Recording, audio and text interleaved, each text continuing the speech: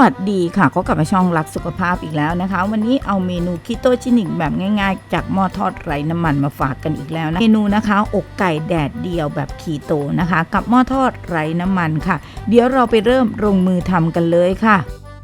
ทีนี้เราก็จะมาเตรียมในส่วนของกระปุกนะเป็นอย่างนี้มันจะง่ายเวลาเราเอาเข้าตู้เย็นนะคะทีนี้เริ่มขั้นตอนแรกกันเลยนะคะให้เราใส่นะคะซีอิ๊วขาวโรโซเดียมค่ะ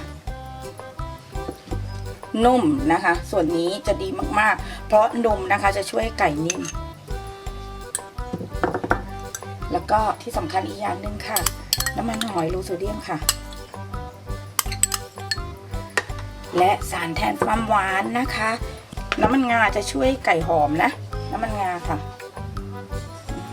สูตรนี้อร่อยมากนะคะสำหรับคนที่กินคลีนนะคะหลังจากนั้นค่ะให้เราเอาไก่นะใส่ลงไปเลยค่ะคลุกเข้าไป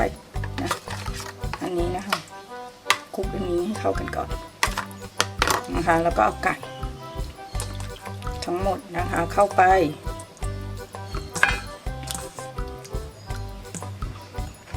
คลุกเคล้าให้เข้ากันค่ะ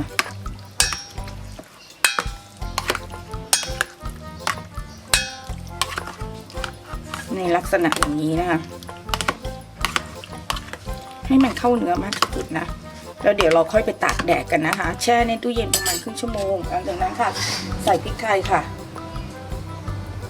ชอบนะคะเข้าต่อค่ะ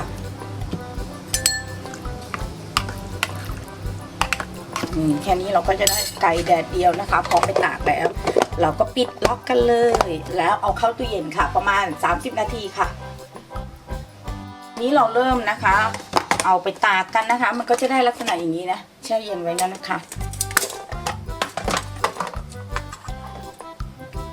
ไปตากแดดไว้นะคะแล้วเดี๋ยวเราเอามาทอดกับหม้อทอดไร้น้ำมันกันนะคะ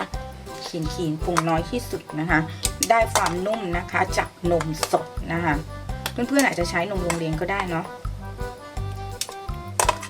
เตาอบนะหม้อทอดไร้น้ำมันกันนะคะโดยที่เราจะใช้อุณหภูมิที่180 องศานะคะด้านละ10 นาทีนะคะเดี๋ยวเราตั้งกันค่ะนี่นะคะแล้วเดี๋ยวเราค่อยกลับด้านกันค่ะอันนี้นะคะเห็นไหมคะด้านบนมันจะเกรียมๆแล้วเนาะแต่ว่าเราต้องการเกรียมนะคะก็พลิกอีกด้าน180 องศานะคะเห็นไหมนี่นะคะมันจะแห้งนิดนึงนะคะ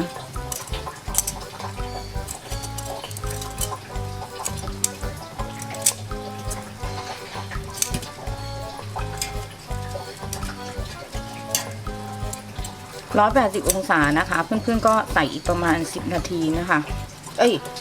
180 องศานะคะอีกประมาณ3 นาทีนะอีกด้านหนึ่งไม่ต้องการให้มันนั่นมากนะคะ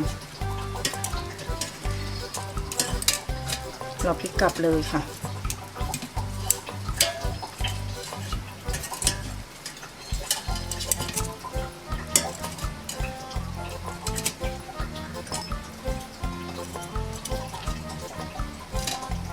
ถ้าเพื่อนๆแบบอยากให้ฉ่ำแบบน้ำมันเลยก็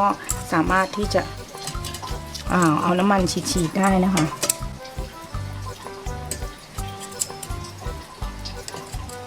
เอาละค่ะเดี๋ยวเราเอาเข้าอีก3 นาทีนะคะ180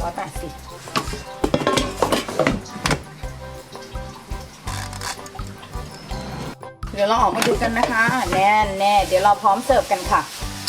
ค่ะก็เสร็จไปแล้วเสร็จแล้วนะคะพร้อมเสิร์ฟนะคะสำหรับเมนูไก่แดดเดียวหม้อทอดไร้น้ำมันค่ะอยากให้ลองไปทำกันดูนะคะทำไม่ยากเลยนะคะสำหรับคลิปนี้ทีมงานรักสุขภาพก็ขอลาไปก่อนค่ะถ้าชอบคลิปนี้ก็อย่าลืมกดไลค์ให้เราด้วยนะคะและอย่าลืมกดแชร์สูตรดีๆค่ะเจอกันใหม่คลิปหน้าสวัสดีค่ะ